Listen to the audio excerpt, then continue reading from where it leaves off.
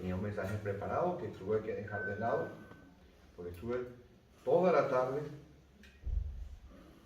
orando y maquinando para que Dios trabajara con mi vida. Voy a pedir que se pongan de pie, por favor, y que busquen Hechos de los Apóstoles, el capítulo 1 de Hechos de los Apóstoles.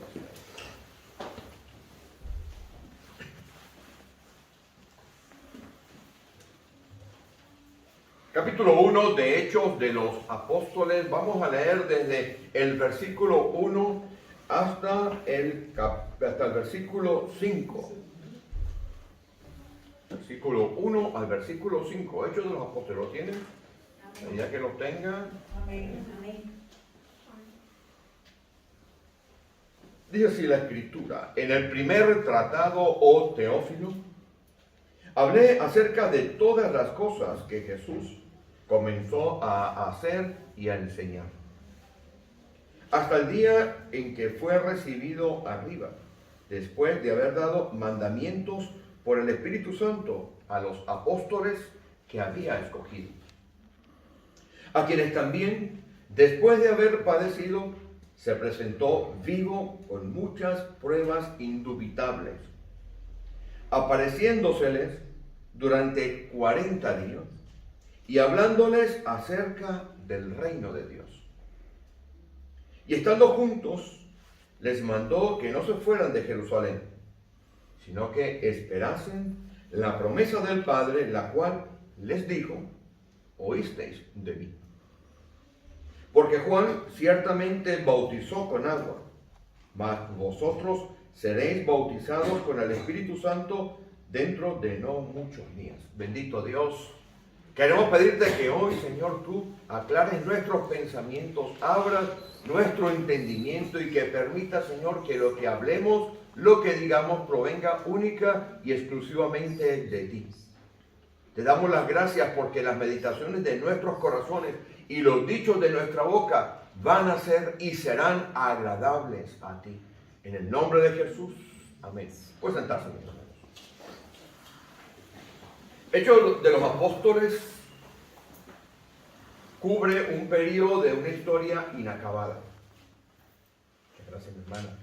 Hechos de los Apóstoles cubre un periodo de la historia de una congregación y de una implantación de iglesias, y es una historia inacabada, aun cuando históricamente cubre desde el año 30 hasta el año 60, en realidad Hechos de los Apóstoles aún se está escribiendo. Hechos de los Apóstoles habla del desarrollo y la expansión del Evangelio partiendo de un puñado de personas que eran como usted y como yo. Un grupo de personas y de mujeres que eran comunes y corrientes. Un grupo de hombres y de mujeres que en realidad estaban comprometidos con llevar el Evangelio mucho más allá de las fronteras en las cuales estaban viviendo. Hechos de los Apóstoles nos muestran la iglesia cómo tuvo que enfrentarse a unos retos inconmensurablemente grandes. Este puñado de hombres y de mujeres vulgares y silvestres, comunes y corrientes del pueblo, no poseían grandes edificios. De hecho, cuando nosotros vemos la Escritura, observamos que se reunían fundamentalmente en casas. Estas personas no tenían grandes organizaciones detrás que les apoyaran. No habían grandes grupos que estuvieran apoyando para enviar misioneros. No habían grandes convenciones. No habían organizaciones poderosas desde el punto de vista organizacional y financiero, de que tuvieran contactos en un lado u otro del mundo. No, eso no existía. Era un grupo de personas que, como usted y como yo, estaban movidos por algo que posiblemente hemos ido perdiendo a lo largo de la historia, que es la pasión por el Evangelio. Este grupo de personas no poseía grandes medios económicos. Era un grupo de personas, de hombres y mujeres de trabajo, como usted y como yo, que vivían posiblemente del jornal que estaban recibiendo ese día. Ese grupo de personas posiblemente no tenían formación teológica, excepto uno o dos o tres, pero no tenían grandes formaciones teológicas. Ese grupo de personas que estaban allí probablemente no poseían, como no tenían grandes edificios, como no tenían grandes organizaciones, probablemente tampoco tenían grandes espectáculos. Su ministerio de adoración era inmensamente sencillo. Y ahora lo voy a explicar, porque he apuntado esto y hoy voy a predicar como casi nunca he hecho, con notas. Porque no quiero, mis hermanos, que salgamos por esa puerta de hoy y ustedes no se lleven esto tal y cual el Señor me lo dio en la madrugada de ayer. No tenían grandes edificios. En Hechos de los Apóstoles, en el capítulo 2, en el versículo 46, nos dice que todos los días se reunían en casas y en el templo. En las casas se reunían y comían el pan con alegría y sencillez de corazón. No eran casas de 200 metros cuadrados con jardines al frente, jardines atrás. No eran casas muy grandes, eran casas que probablemente como planta tenían esta dimensión. Hablaba con un pastor que ha venido de Cuba, que nos está visitando, y este pastor me contaba cómo era que se hacían las casas, las iglesias en Cuba. Todas las iglesias en Cuba están hechas dentro de casas. Aquellos hombres y mujeres tenían, como la iglesia de la Odisea, la iglesia en la casa de una persona. Busquen por favor Colosenses 4:15.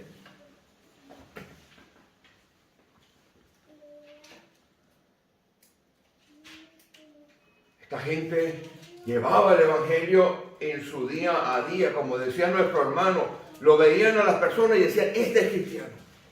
Esa gente predicaba con el ejemplo, esa gente predicaba con el boca a boca. Y cuando tenía que ir de un lado a otro, llevaba consigo al Cristo crucificado, al Cristo resucitado.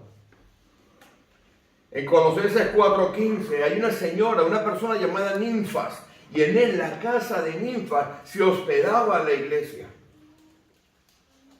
¿Lo lee? Saludad a los hermanos que están en la Odisea y a Ninfas y a la iglesia que está en su casa.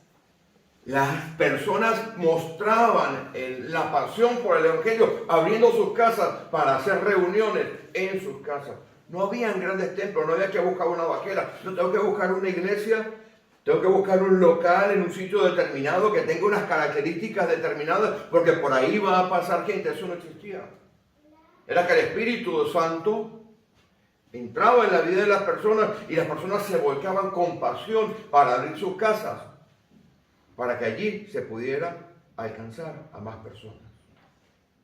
Si usted lee 1 Corintios 16 y 19, Aquila y Priscila, aquellos compañeros de ministerio de Pablo, aquellos que habían sido expulsados de Italia, de Roma, aquellos a los cuales Pablo les había expuesto de manera clara el evangelio, aquellos que después predicaron el evangelio y cogieron a Apolos y le expusieron de forma correcta cómo tenía que ser el evangelio. Allí en la casa de Aquila y Priscila había una iglesia. 1 Corintios 16, 19. Mis hermanos, por favor. Las iglesias de Asia os saludan. Aquila y Priscila, por la iglesia que está en su casa, os saludan mucho en el Señor. Cuando pedimos que abran una casa para hacer una reunión de oración, todo el mundo está ocupado. Todo el mundo está ocupado. Todo el mundo tiene que hacer. Todo el mundo hace primero otras cosas antes de buscar, aunque sea 15 minutos o una hora por mes para abrir una casa. Y estas personas abundaban en dar sus casas para Dios. No tenían grandes organizaciones. Las organizaciones de ellos eran muy sencillitas. Se las voy a explicar. Efesios capítulo 4, porque vamos a estar viendo Efesios. Efesios capítulo 4 nos habla de la estructura de aquella iglesia. de aquel grupo y puñado de hombres comunes y corrientes que llevaron el evangelio. En cuestión de 20 años transformaron todo un imperio romano. Ese grupo tenía alguien que se llamaban los apóstoles, Efesios 4:11, vaya leyendo conmigo, y él mismo constituyó, él regaló, él dio a la iglesia apóstoles. ¿Quiénes eran los apóstoles? Mi hermano, no hay apóstoles actualmente, hay misioneros, vamos a llamarlos así. Si usted ve que alguien allá afuera usa el título de apóstol, primero, ese título de los apóstoles del Señor solamente estaba dado a los apóstoles del Señor, que tenían que cumplir una serie de requisitos muy específicos. Pablo decía, las señales de apóstol han sido, yo también he hecho las señales de apóstol. Resurrección, milagros se hacían. Los que afuera se dicen apóstoles, probablemente lo que están queriendo decir es que son misioneros. ¿Qué hacían los apóstoles? Hacían lo que hacen los misioneros. Y muchas veces pagaban de su propio bolsillo, porque eran iglesias pequeñas, congregaciones pequeñas que iban con mucha dificultad. Estos apóstoles iban y abrían iglesias, buscaban un local, buscaban un lugar, hacían las primeras predicaciones, implantaban una iglesia y después se iban a otros lados. Uno de los apóstoles más conocidos que nosotros tenemos en la Escritura es el apóstol Pablo. Si usted lee allí, hay apóstoles.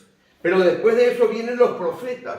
Los profetas eran aquellos que tenían que ir y predicar la palabra. Posiblemente los profetas pasaron durante un tiempo. Si usted lee Hechos de los Apóstoles, verá que entre aquellos que estaban en la iglesia de Antioquía habían apóstoles, habían maestros y habían profetas. Pero primero se era profeta y maestro antes de ser apóstol. Porque en aquellas fechas en las que se implantaban las iglesias, el misionero, el apóstol, y creo que entiendan que eso había un grupo apostólico que no se ha repetido jamás. Ese grupo apostólico podría ser emulado en lo que ahora son los misioneros. Iban y abrían iglesias, pero después tenía que venir alguien que, sin tener la escritura del Nuevo Testamento, porque se completa 300 años después, pudiera expresar correctamente el Evangelio de Jesucristo. Y ahí estaban los profetas. Los profetas actuales pueden ser los predicadores que se establecen y están durante un tiempo y muchas veces tienen dos funciones, las funciones de misionero y las funciones de profeta, porque están enseñando la Escritura a la vez que están levantando y dejando una iglesia. Pero cuando cumplía su tiempo, ellos se marchaban. Y después tenemos otro grupo, los evangelistas. ¿Quién eran los evangelistas? Los evangelistas tenían una función similar a la que tienen ahora. Iban afuera, predicaban el evangelio y llevaban personas para que esas iglesias crecieran. Todos esos dones estaban generalmente siempre dentro de aquellas pequeñas congregaciones. Y después estaban los pastores y maestros. Los pastores y maestros eran los que cuidaban el rebaño. Los pastores y maestros eran aquellos que estaban siempre pendientes y enseñando la Escritura. Era algo extraordinariamente sencillo. Era una estructura sencillita, cómoda de manejar. No tenían grandes organizaciones, pero tenían al Espíritu Santo y la pasión de cada una de esas personas que estaban detrás.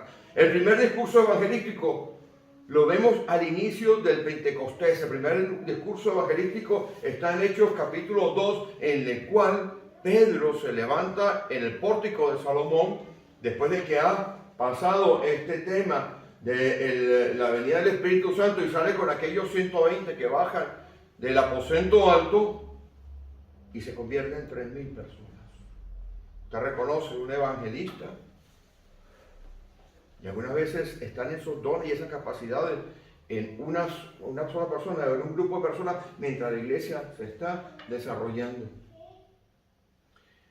Pero tenían muy pocos recursos económicos. Vaya por favor conmigo a 2 Corintios 11:9, y alguien más busca 1 Corintios 16:11. Pablo tenía que trabajar.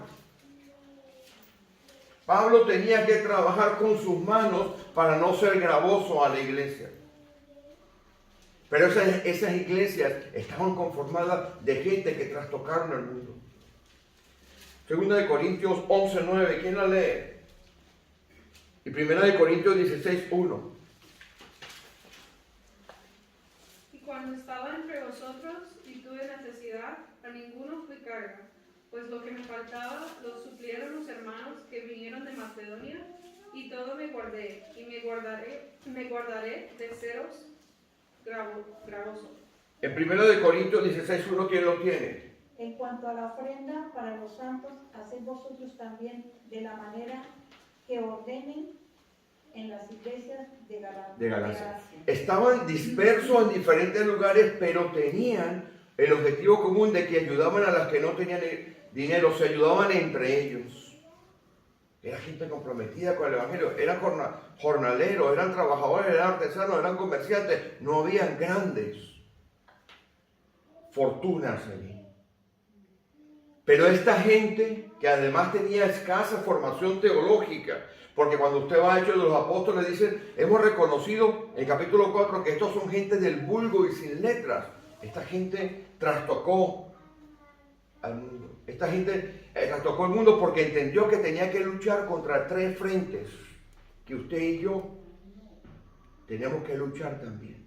Esta congregación, dentro de esa historia inacabada, que está en el Hecho de los Apóstoles, también tiene que luchar contra 3 frentes. Tiene que luchar contra un frente de orden espiritual. Tiene que luchar contra un frente de orden mental o psíquico, que lo voy a explicar ahora. Y tiene que luchar contra un frente de orden físico. El frente espiritual es el que nos relata en Efesios, ¿sabe? La batalla que dice Efesios capítulo 6. Porque nuestra lucha no es contra sangre ni contra carne, sino contra principados. Esa es la principal batalla que lucharon aquellos hombres y aquellas mujeres,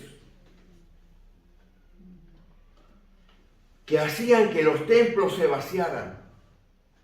Si usted va a Hechos de los Apóstoles capítulo 19, que yo se lo voy a dar las citas luego, usted ve que cuando se arma el alboroto en Éfeso, era porque el templo de Éfeso se estaba quedando vacío. Pero vamos a leerlo una vez. Hechos 19. Un grupo de hombres y de mujeres comunes y corrientes, sin recursos financieros, sin apoyos, grandes apoyos, trabajadores normales y silvestres, tenían pasión por el Evangelio. Tenían entrega por el Evangelio. Vaya usted al Hechos de los Apóstoles capítulo 19. ¿Lo tiene? El versículo 26, mire lo que dice. Pero veis y oís que este Pablo, no solamente en Éfeso, estamos leyendo la carta de los Efesios, ¿se acuerdan, no? Y en Efesios está la guerra espiritual, ¿verdad? No solamente en Éfeso, sino que en casi toda Asia ha apartado a mucha gente con persuasión, diciendo que no son dioses los que se hacen con las manos, y no solamente hay peligro de que nuestro negocio venga a desacreditarse, sino también que el templo de la gran diosa Diana sea estimado en nada. Estaban vaciando los templos paganos.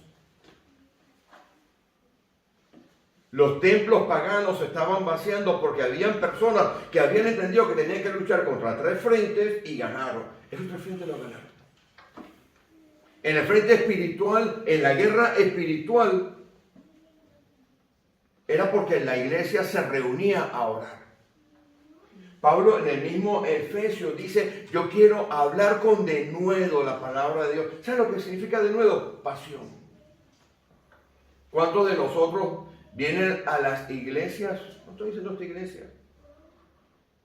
¿Cuántos de nosotros vienen a las iglesias y no entienden la guerra espiritual que hay allá afuera y que hay aquí adentro? ¿Cuántos de nosotros vienen a las iglesias por cumplir? ¿Cuántos de nosotros vienen a las iglesias y esconden la Biblia hasta el último momento de que la sacan? ¿Cuántos de nosotros no han entendido o no hemos entendido que somos absolutamente diferentes? Aquel puñado de hombres y de mujeres pelearon una guerra en 3 frentes y la ganaron. En este frente espiritual peleaban contra las nuevas religiones. La primera frente que ellos tuvieron que hacer era pelear contra los propios judíos. Si usted lee, este grupo de hombres y de mujeres estaban confrontados completamente contra los judíos. Perseguían a la iglesia por los judíos. Nosotros no somos religiosos, mis hermanos, mis hermanas. Nosotros somos seres espirituales que hemos sido llamados a vivir en una dimensión diferente. Y partiendo de esa dimensión diferente tenemos que comportarnos de manera diferente. Pero también había un frente mental, y que ese frente mental nosotros lo vemos aquí. El frente mental, cuando digo frente mental, es un frente psíquico, de la psique, del alma. Mire, ese frente mental está en todo lo que en aquellas fechas, en la cultura griega, les decía que era correcto. Y ese frente lo tenemos nosotros también. Filosofías, cosas que nos gustan. ¿A quién no le gusta ir a una iglesia donde se danza? Es muy bonito muchas veces ver eso. Donde posiblemente hasta se vean manifestaciones que uno puede acreditar a que son del Espíritu Santo y no son. Eso tenían, ese mismo frente, esa misma lucha en tres frentes. Estaban teniéndola aquel puñado de hombres y de mujeres. En el frente espiritual, una guerra constante de oración, una guerra constante de pasión y comprometidos con las causas espirituales. Habían conocido al Cristo resucitado, lo habían experimentado en su vida y vivían una vida absolutamente diferente. No por el hecho de ir a una congregación que fuera pequeña o grande, no. Es porque estaban acostumbrados y habían empezado a vivir en una dimensión diferente. No por venir a una iglesia, usted es cristiano. Imagínense que yo saco un pez del agua y lo pongo. Si yo saco un pez del agua, ¿cómo hace? Pero imagínense que yo, en vez de ponerlo ahí en la arena, cojo a ese pez, lo siento en una tumbona, le pongo una Coca-Cola y una sombrilla. Sigue siendo igual, ¿verdad? Y se va a morir. Porque el pez está hecho para vivir en el agua y nosotros hemos sido nueva creación para vivir en el Espíritu. Entonces, cuando no entendemos que tenemos que vivir en el Espíritu, perdemos la batalla en los otros dos frentes. Perdemos la batalla en el frente mental. Porque lo que entra por los ojos, como dice Juan, si usted va a primera, no vaya ahí, se lo voy a decir muy rapidito. En primera de Juan dice que lo que entra por los ojos, lo que está en el mundo, no es lo que nosotros tenemos que querer. En primera de Juan habla de gente que se van de las congregaciones y Juan dice, es que no son de nosotros. En Santiago capítulo 4 llama a esas personas que quieren estar en el mundo y quieren vivir en el espectáculo de las cosas que no son espirituales, las llama almas adúlteras. Los griegos eran brillantes, intelectuales, era gente que podía pasar horas hablando y hablando de cosas. Y Pablo le decía, yo les predico a ustedes al Dios que no conocen. Recuerdo que estábamos en Atenas, mi esposa y yo. Y fuimos a aquel lugar en el cual estuvo predicando Pablo. Aquella pequeña lomita con unas escaleras gastadas de tantos años de peregrinos que han estado subiendo allí. Y yo me puse allí arriba.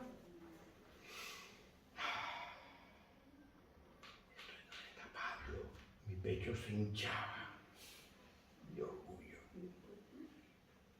Y cuando vengo a ver casi me caigo. Me caí así y vino la mano rescatadora de mi mujer. Si no estaría yo renqueando. El orgullo entra primero por la mente.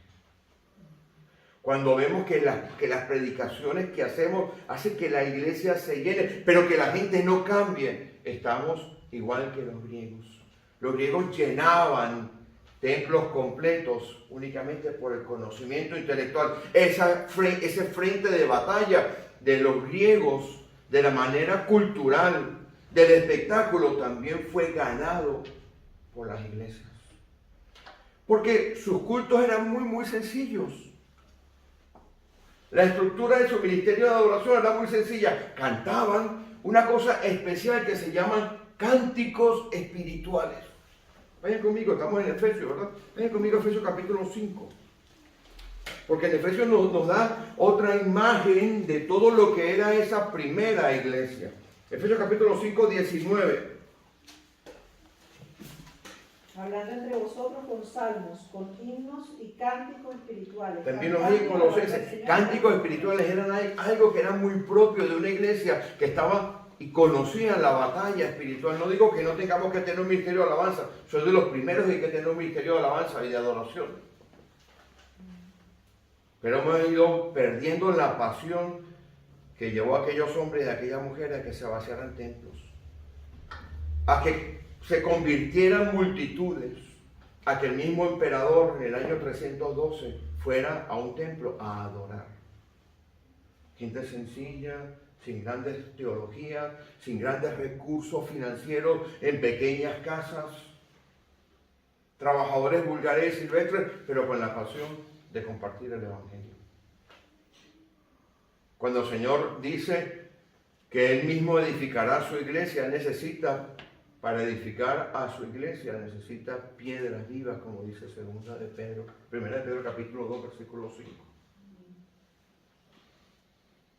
Ese frente que era de las filosofías, ese frente de las cosas muy bonitas que se dicen afuera, de conocimiento, también tuvieron que enfrentarlo aquellos hombres y mujeres. Colosenses capítulo 2, versículo 8, del 6 al 8, por favor.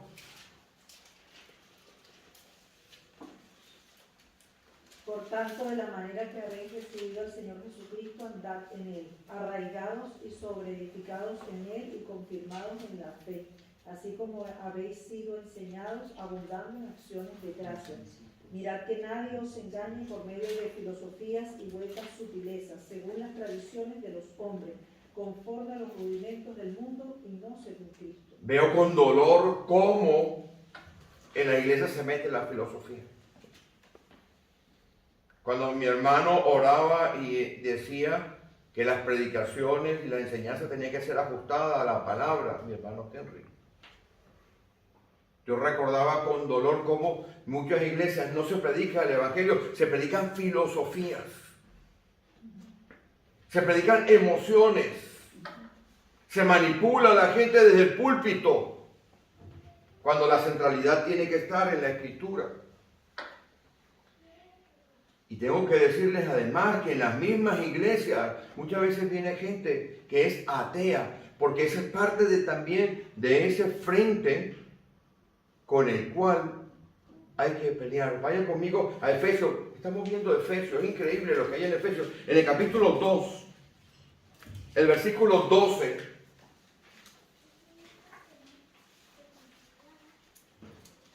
Primer frente espiritual, que hay que tener claro que ellos lo ganaron y lo pelearon porque tenían pasión y porque oraban. El segundo frente, el frente físico, el frente mental, el frente psíquico, de lo que nos entra por los ojos, de lo que nos gusta.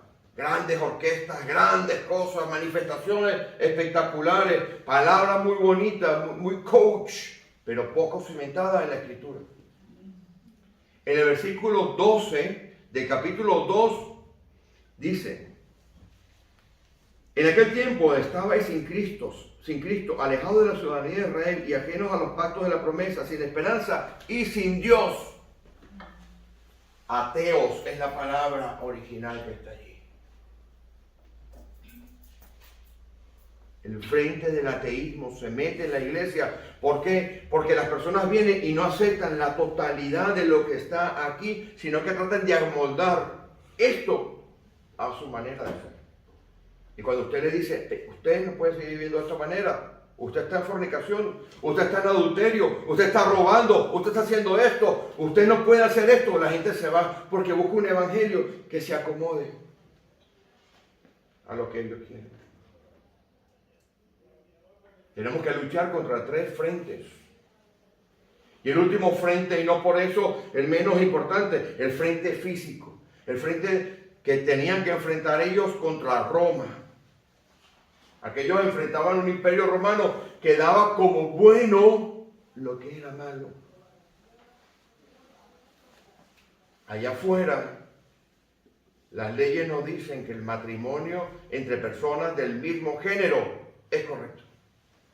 Y si usted se levanta y dice que no, ¿cuántas personas no están siendo perseguidas en Inglaterra por predicar en la calle y llamar a las cosas por su nombre? Meten preso a los predicadores. Y aquí en España, cuando uno dice esto está mal hecho, aun cuando el gobierno diga que está bien hecho y uno dice que está mal hecho, viene la persecución. Esto también la tuvieron. 3 frentes tenemos que pelear, mis hermanos. Pero ellos pelearon y ganaron. Y por eso nosotros somos herederos. Vayan a Efesios, allí mismo donde estamos. Somos herederos de esto.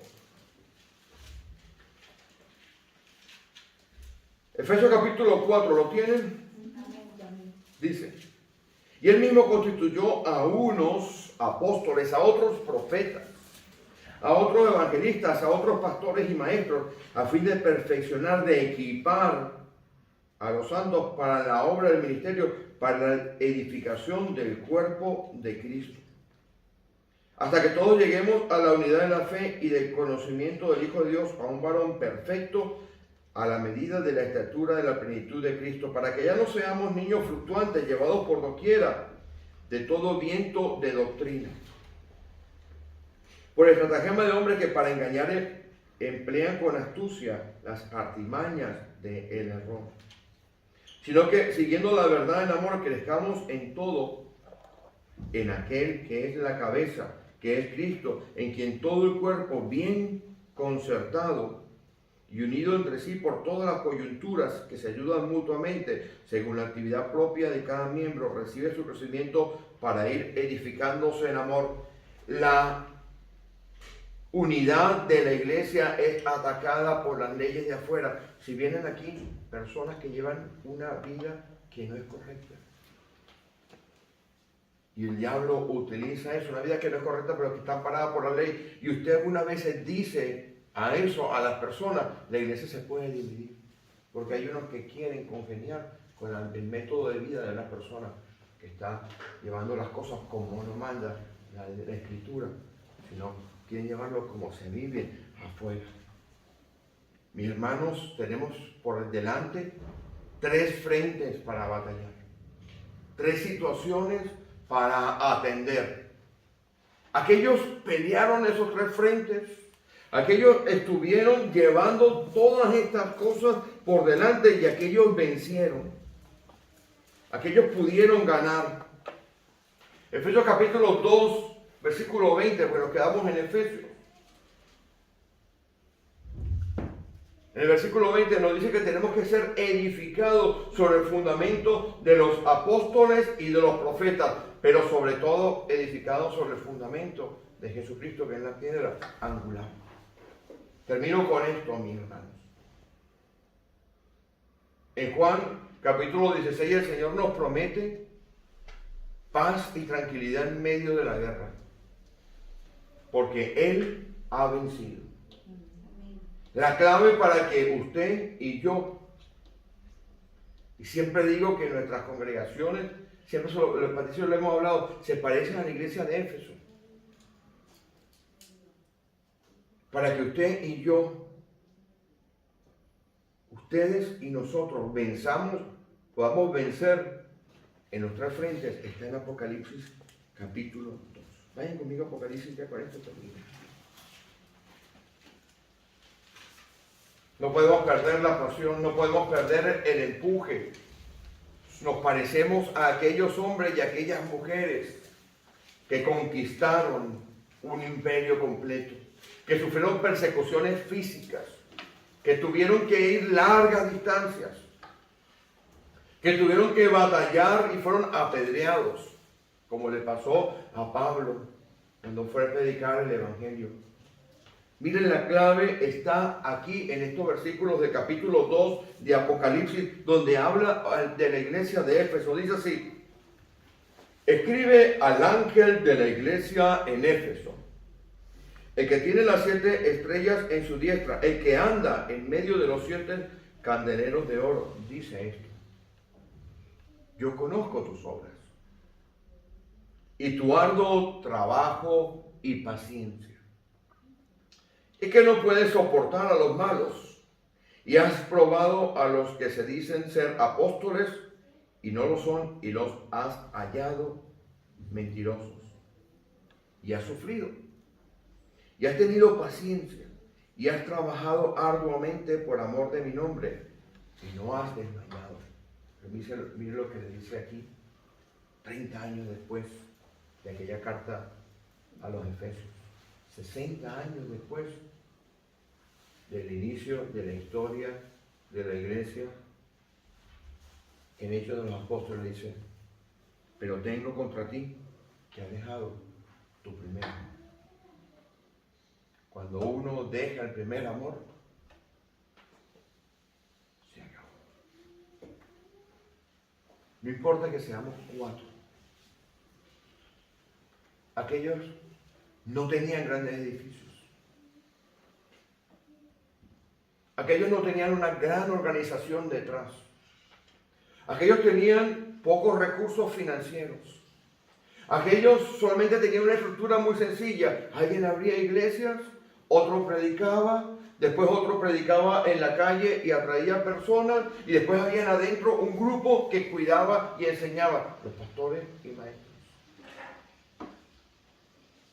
Aquellos pelearon el frente espiritual y lo ganaron de rodillas porque tenían pasión. Aquellos pelearon contra las filosofías y el show de afuera y lo ganaron porque sabían en quién habían creído. Aquellos soportaron la persecución y ganaron. Tenían pasión porque Jesucristo era su primer amor. Nosotros somos herederos de esta historia inacabada. Así que, como dice el Señor, no temáis, manada pequeña, que al Padre le ha placido entregaros el reino. Amén. Amén. Bueno, bien, ¿tú quieres agregar, mi amor?